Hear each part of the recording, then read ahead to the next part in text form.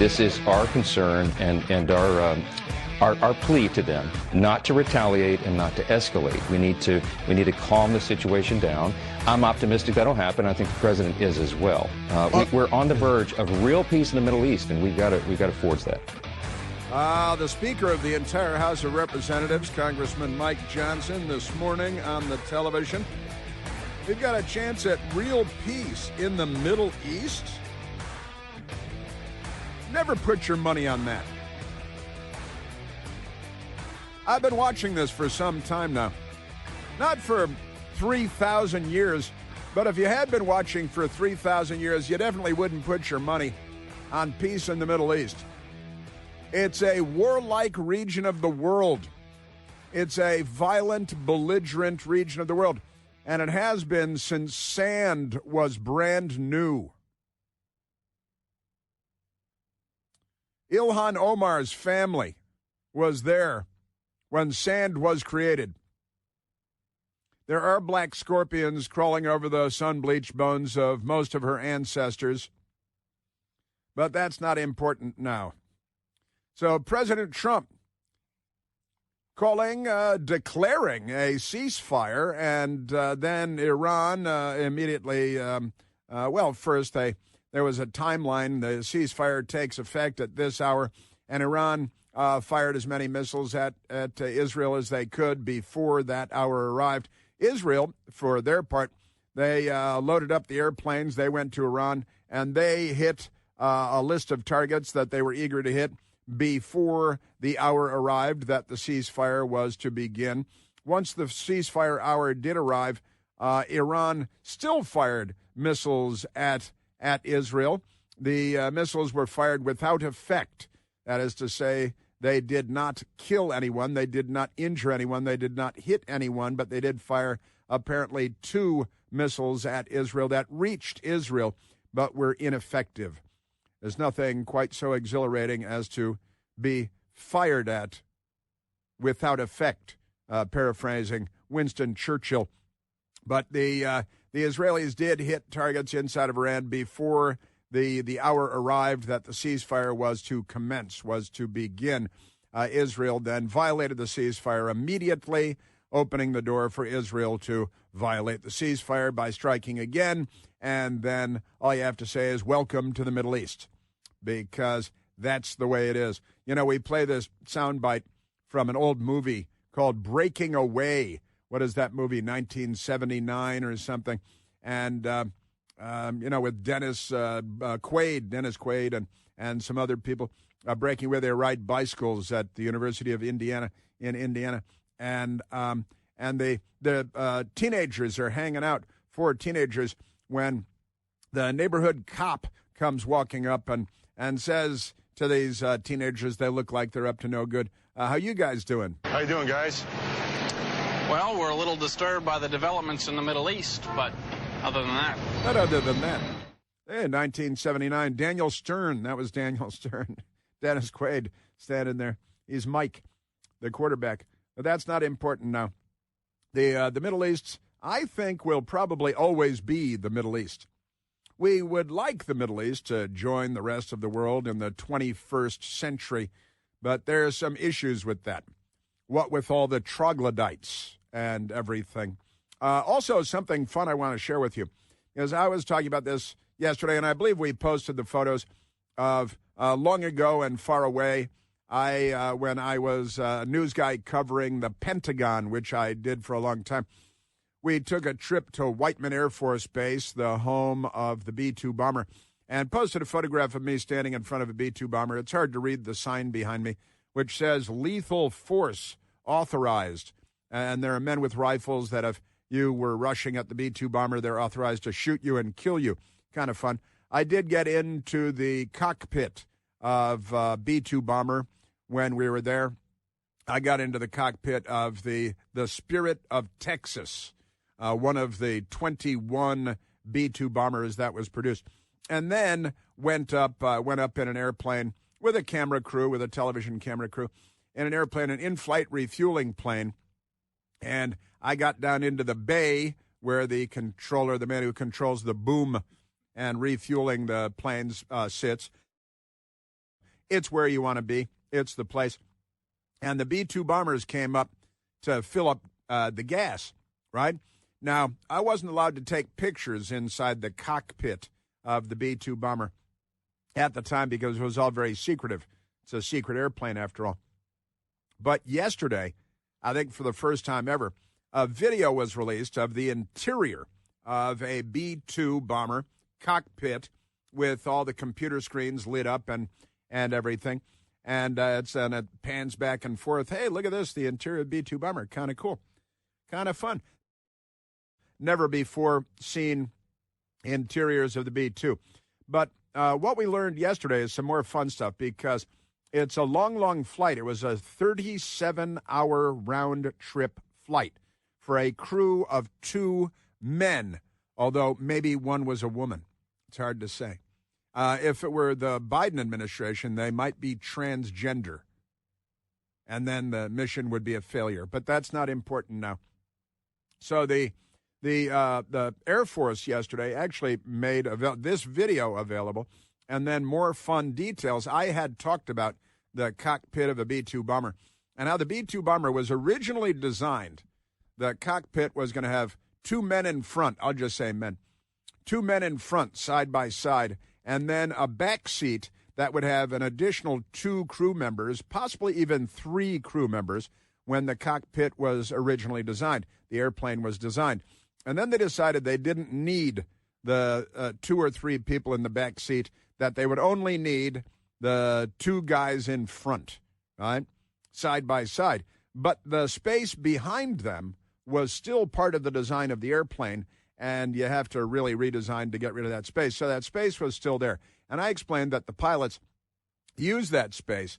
They brought a bag, they brought food, and they would go to Walmart and buy a folding lawn chair for $8.88, put it in the back of the $2 billion airplane, and they would use the folding lawn chair, the kind that Joe Biden might use at the beach but would be incapable of dragging.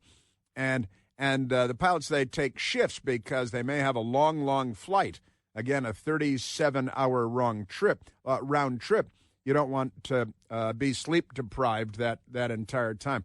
So the pilots would buy these folding lawn chairs, I kid you not, from Walmart or Kmart, and put them in back. And now we know more about the B-2 bomber and about the 37-hour flight because the Air Force made this public yesterday. B-2 bomber pilots had toilet, that's good if you're going to be there for 37 hours, microwave oven, and a cooler for snacks on their 37-hour Fordo bombing raid, and the other locations as well. The B-2 stealth bombers used to attack Fordo nuclear enrichment plant are equipped with toilets, microwaves, and usually a cooler for snacks to make life more comfortable for the pilots who were stuck in the cockpit for the 37-hour trip from Missouri to Iran and back. That's pretty wild, pretty good stuff. I got to say, the fleet of advanced American bombers originally designed to drop nuclear bombs on the Soviet Union took off from Whiteman Air Force Base outside of Kansas City on Friday. It was really midnight, Friday night, Saturday, 12:01 a.m., but never mind that, for an 18-hour ride across the world, refueling several times in midair. And that's where I got to do that on the refueling end of that transaction aboard the refueling tanker, the airplane that refuels. For such long trips to be bearable, the high-tech bombers have their cockpits outfitted with mini refrigerators and a microwave oven to keep their crew fed and alert. And kind of fun, there's a picture there of the airplane with Dick Cheney flying in the right seat of B-2 bomber, it would appear. And there's a picture of an in-flight refueling tanker. I've been there, done that. Great stuff. Wonderful. And just like any plane equipped for long-haul flights, the B-2 Spirit has a toilet, too. That is good news because, in the old days when pilots had really long flights, they had to do like the trucker's buddy. The trucker's buddy? And you don't really, that's not the best thing. And you can't, there's no way to It's there with you for the whole flight. There's also enough room for one pilot to lie down, right? To lie down and rest while the other flies the Batwing jet. The B-2 first entered service in 1997. 1997. And each one cost more than $2 billion. $2 billion. I believe, I'm looking at that, I believe when I was there at Whiteman and refueling, I think it was 1998. And they were brand new airplanes because they were just coming into the inventory in 1997. Now, with all that said, let's go to President Trump at the South Lawn of the White House this morning. Good stuff.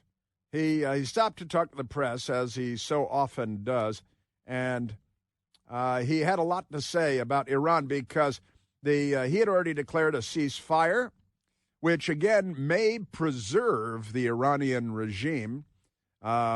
Israel may be hitting key nodes in airstrikes that might destabilize the regime to the point where there could be an overthrow or a change in regime for better and for worse because, it's complicated. But President Trump was asked, and by this time, the ceasefire had already been violated, first by Iran, and then Israel reciprocated. They responded in kind, and it's the Middle East. What are you going to do? Let's go to President Trump on the South Lawn of the White House today. Remarkable.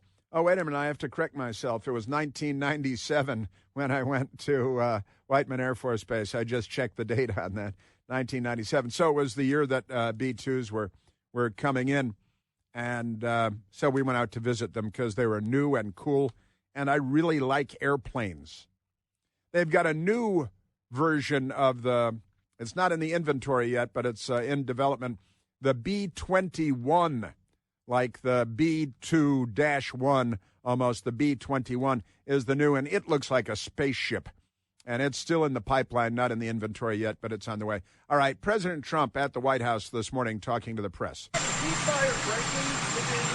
I don't think so, but I'm not happy that Israel's going out now. There was one rocket that I guess was fired overboard. It was after the time limit, and it missed its target.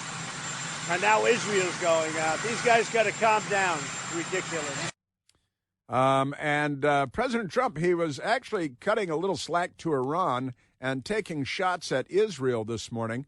If he was punching at anybody, he was punching at Israel for once Iran violated, and Iran says, we didn't do it. We didn't. Somebody fired missiles from our territory at Israel, but we didn't do it. I didn't like plenty of things I saw yesterday. I didn't like the fact that Israel unloaded right after we made the deal. They didn't have to unload. And I didn't like the fact that the retaliation was very strong. But in all fairness, Israel unloaded a lot. And now I hear Israel just went out because they felt it was violated by one rocket that didn't land anywhere. That's not what we want, I'll tell you. And I'm telling you, I'm not happy about that, Israel, either. Not happy about that, Israel, either. That's kind of a big deal. And, look, if you're going to have a ceasefire, both sides have to cease fire. Otherwise, it doesn't work. And there are serious questions right now as to whether if a ceasefire were to take effect and be maintained right now going forward, wouldn't that save the Ayatollah's regime and preserve the corrupt, terrible regime oppressing all of the people of Iran, leave that regime in place? Interesting. I've got more of President Trump coming up as well. You know, the big wireless companies are pulling one over on all of us, scamming us. It's time to switch to Consumer Cellular. I switched to Consumer Cellular, and listen, you get fast, reliable, nationwide, big wireless coverage without the big wireless cost that they stick you with. And it's not just about saving money on your bill, though. It's also about, not being used and abused by the big phone companies because they know they can. Do you even have any idea how much data you use every month? Because most people over the age of 50 use less than 8 gigs of data in a month. But the big wireless companies, they shove you into an unlimited plan because they need to redistribute your wealth to cover the cost of 20-year-olds who who are using data for 19 hours a day every day. Consumer Cellular, however, they set me up with a service and a phone, an amazing phone with the best camera ever. And it's really easy to switch. You call, you speak to an actual human being, not a bot, based right here in the United States, not in a faraway land. Real human beings that are incredibly helpful, and it takes about 20 minutes to switch. So give them a call today. Save a lot of money. Make the switch. Give them a call at Consumer Cellular at 1-800-760-0702. That's 1-800-760-0702. Yeah. More President Trump coming up. He had a lot to say. The ceasefire is tenuous because it's Iran and Israel, and it's the Middle East. But more on that coming up. Chris here with a list of things that none of us should trust. The Washington Post, the New York Times, anything on CNN. Here's a list of things that I do trust. The Washington Times. Support real journalism for just $1 a week at WashingtonTimes.com/Chris. Before we get back to President Trump and more hijinks, let's go to the telephones, Michael. Let's go to Greg calling from Potomac, Maryland. Gregory, you're on the Chris Plante Show. Hey, Chris. Thanks for taking my call. You bet. I just wanted to say I was watching, if you go on YouTube and you search troglodytes in Iran, you'll actually come up with, there are people in Iran that actually live in troglodytes. It's hilarious because I was thinking about you when I saw that on YouTube yesterday. There are troglodytes, which are these kind of volcanic stone conical structures that are really ancient in northwestern Iran near Tabriz, and there are actually people that live, Iranians that live in the troglodytes. Yeah, they have dug out these, hand dug in many cases, and some of these places have been there for 10,000 years and 12,000 years, ancient history, and you're right. Yeah, I've always loved the term troglodyte, and I always used the term troglodyte to describe the cave-dwelling Osama bin Laden and Al-Qaeda and all that. And the troglodytes live in caves and pits that, in many cases, they dug themselves. And you're right about these villages in Iran where the Kandavan is one of them. And on YouTube, you saw this in a place called Maymand and Kandavan are a couple of big places where people have lived in these pits and caves for a long, long time, and they may grow long, long beards like their ZZ Top, and yes, sir. Right, and they live in pits and caves. There are a lot of, there are about 50 different small ethnic groups and sects living around Iran. About 50%, slightly more than 50%, are Persian in Iran, and then the rest broken up into all kinds of sects. Really fun call, Greg. Yeah, some of them, including troglodytes, scattered around the country.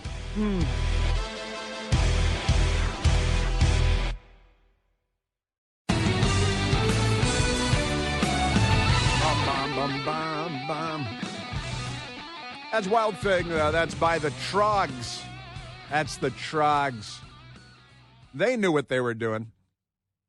Bum, bum, bum, bum. Wild Thing, I think I love you. I want to know for sure. All right, let's go back to the festivities at the White House today. I know we've got the president talking about the ceasefire that was effectively immediately violated. First by Iran, firing a couple of rockets, couple of missiles at Israel after the ceasefire was supposed to have taken effect, and it gets complicated. It gets complicated very quickly there, doesn't it? Yes, it does. But let's go back to President Trump, because President Trump, a nice woman, I believe she's an Israeli reporter, asked President Trump about, hey, so you got a ceasefire, and in Iran, when the Shah was still in charge before 1979, women had a great many freedoms that they were no longer afforded after the Islamists took over after the Islamic Revolution of 1979. And there is thinking on the part of women throughout the region, certainly. Democrat women in the United States just want to date a man who's in therapy because they're mental. But restoring women's rights, and a little bit of that has been going on in Saudi Arabia, a little bit, but not an awful lot. Hey, maybe we'll let you drive a car for 2 hours a week or something like that. But here's a reporter asking President Trump a question this morning, south lawn of the White House, as he was heading out to head to Europe for a NATO summit. What about maybe getting women rights in the Middle East? Can you, Don, in the Middle East, thanks to the agreement you managed to achieve, what are your future plans for the region, for Saudi Arabia, Israel, Gaza, the hostages? Look, you're asking me about women in the Middle East. It's getting a lot better. Things are happening at a high level. As you know, Saudi Arabia's done a really good job. It's coming out far faster than I thought.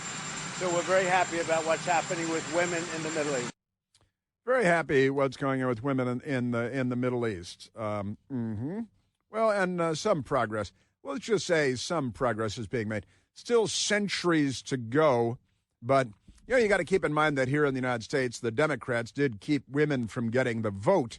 They prevented women from getting the vote, the 19th Amendment, for decades because the Democrats didn't want women to get the vote, just as Democrats fought against black people getting the vote in the United States, because the history of the Democrat Party is a sordid and checkered history.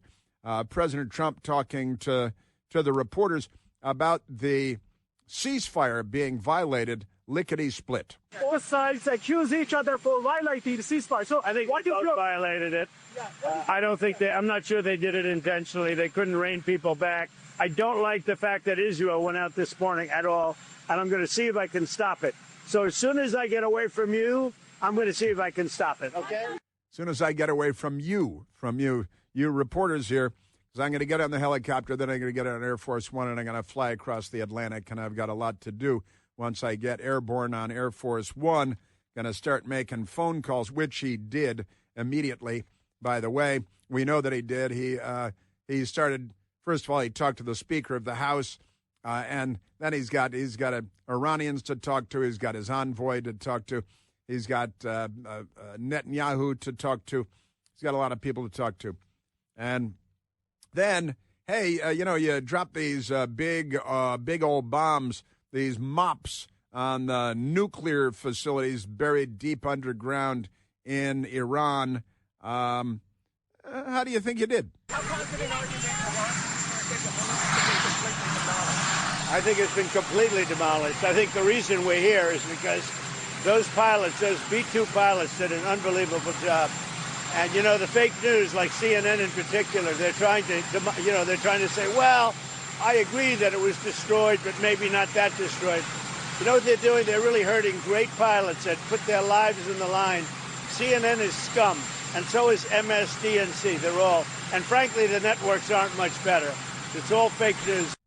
They're scum, like Gavin Newsom, and they're scum. And CNN, what did he say about them? They're yeah, scum, and they're not. And they were saying on CNN, they're saying, oh, well, they're kind of destroyed, but they're not fully destroyed because there are, sort of like egging him on to go back and bomb some more, because CNN has a long history of doing that too. That's a true thing. But the nuclear capabilities demolished, beat up, destroyed. Even if CNN is getting it wrong, getting it very, very wrong. President Trump was having. He apparently did watch a few minutes of CNN, enough to really aggravate him. That place is under rock. That place is demolished. But when I see CNN all night long, they're trying to say, well, maybe it wasn't really as demolished as we thought.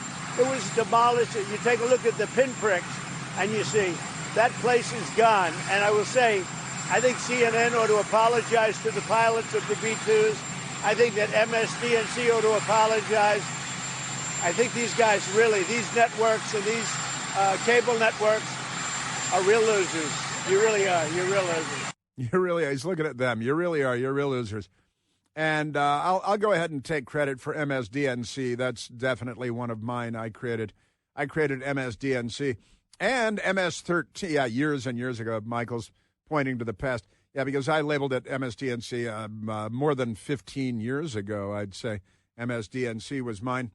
And then, MS-13 to update them, MS-13 DNC because they left. And President Trump, the CNN people are right there.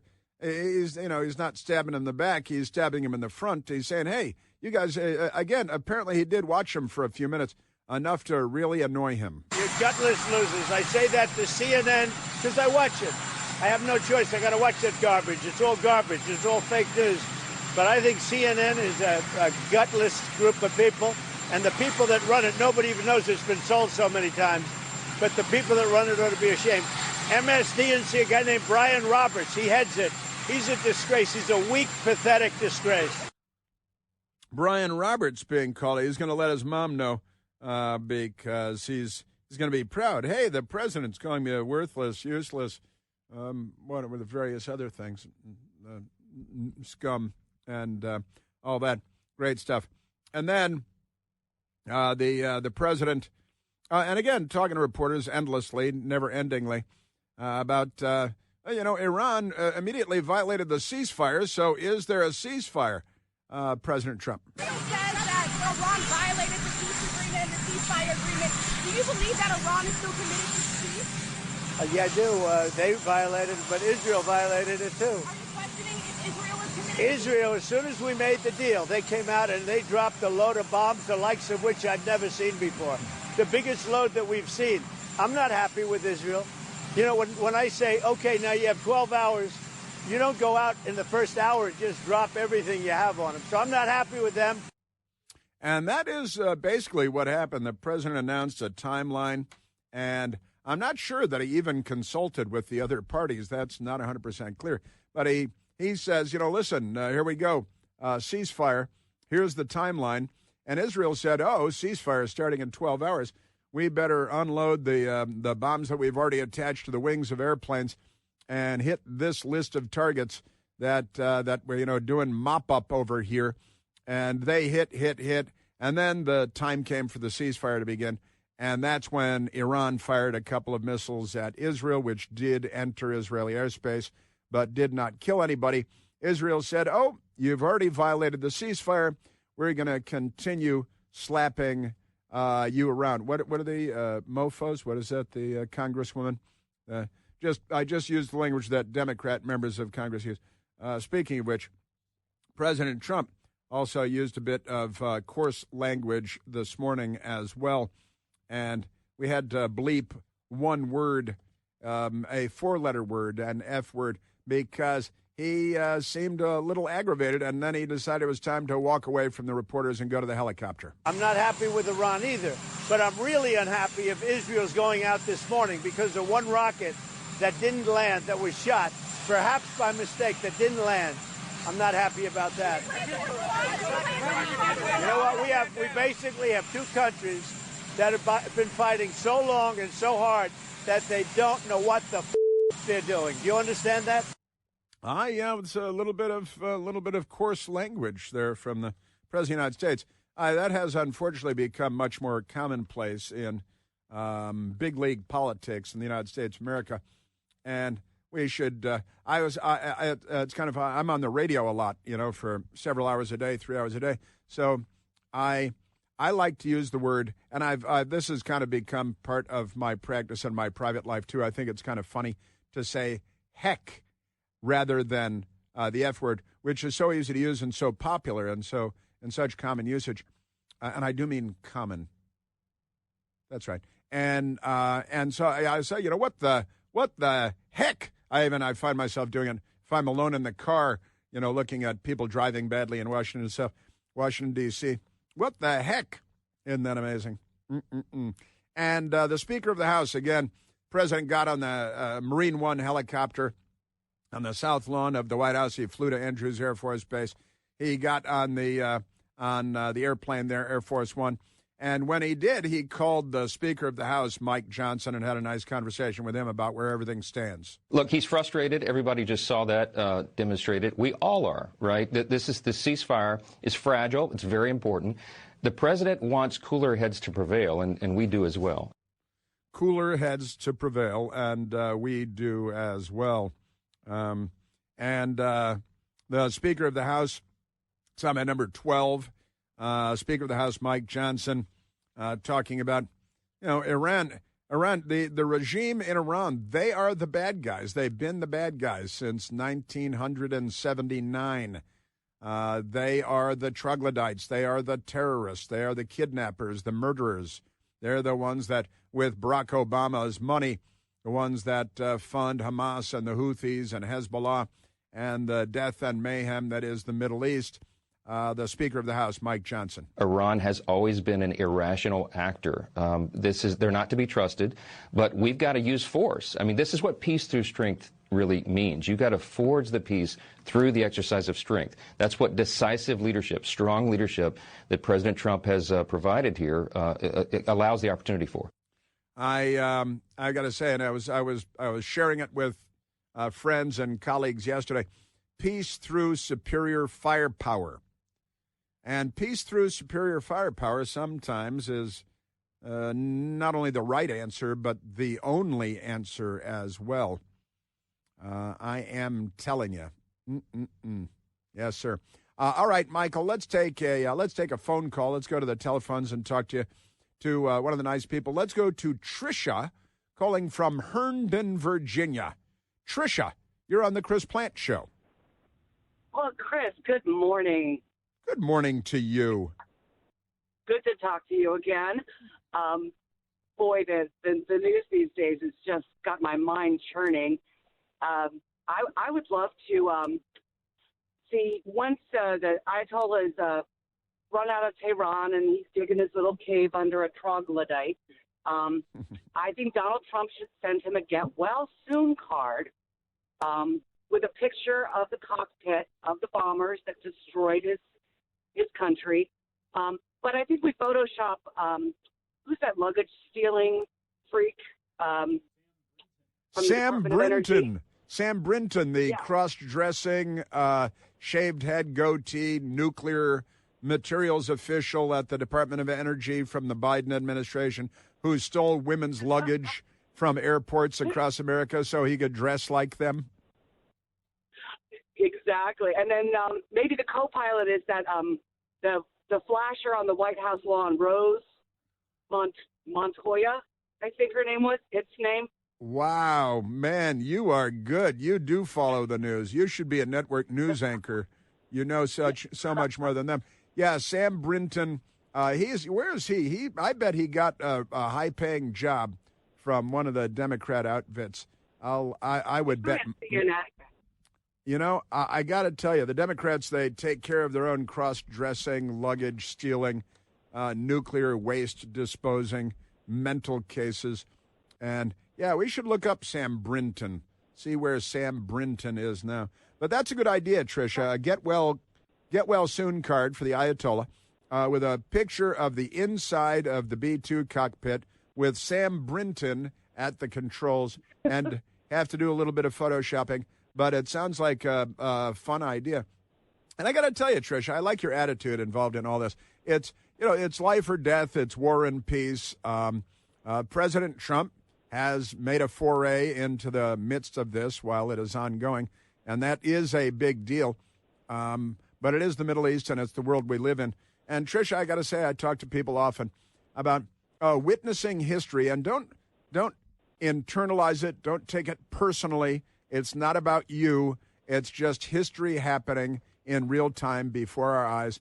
And you have to keep it at arm's length and see it in the context, the appropriate context, which is history happens even while we are walking the earth. Yep. And it got to keep the sense of humor of Ronald Reagan and Donald Trump. Mm-hmm. I guess that's why they both appeal to me, is they just got this wit and the same attitude about life. They never stop having I'm nodding enthusiastically in agreement. That's absolutely right. Yeah, and I learned very early on. Tricia, thank you very much for a very nice call. I learned very early on as a child to put everything, all the news of the day, into the context of the broader sweep of history. And history is volatile and sometimes violent, and it's tricky, and wars come and go, and peace comes and goes, and you have to be able to see it from outside of the bubble, and just know that you're witness to history. And unless you really are very directly involved in it, keep it at arm's length. It's not about you. It's not personal, hopefully. All right? Tricia, thank you. Wonderful, wonderful call. A nice, happy tone. See? Nice person. Good people. Thank you, Tricia. Today, get a load of this. June 24th marks 3 years. 3 years today since the Supreme Court overturned Roe versus Wade. But, here's what you may not know. It's been reported that abortion numbers in the United States have actually surged to a 10-year high, maybe a 12-year high. And today it said that more than 60% of abortions in the United States happen by way of the abortion pill, very often taken by a woman who's all alone. Preborn's network of clinics across the United States of America, standing in the gap, meeting women in their most desperate hour. And it said that 11% of these women who take the abortion pill will actually suffer serious medical health consequences, complications. When you give whatever amount of money you can give to Preborn, you're not just helping to save an unborn baby, you're helping to save the mother, too. You're giving her hope and financial support and the truth, which is very good. Preborn has already rescued more than 350,000 unborn babies, and their mothers, too. There are so many more who need your help. Your tax-deductible gift makes this mission possible.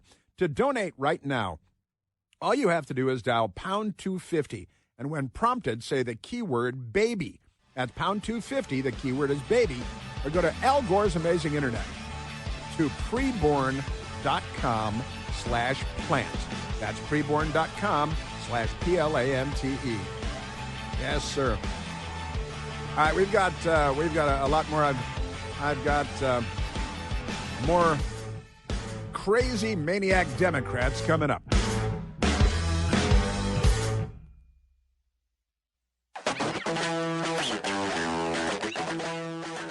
Well, we looked up Joe Biden's non-binary, cross-dressing, luggage-stealing, shaved head, nuclear guy.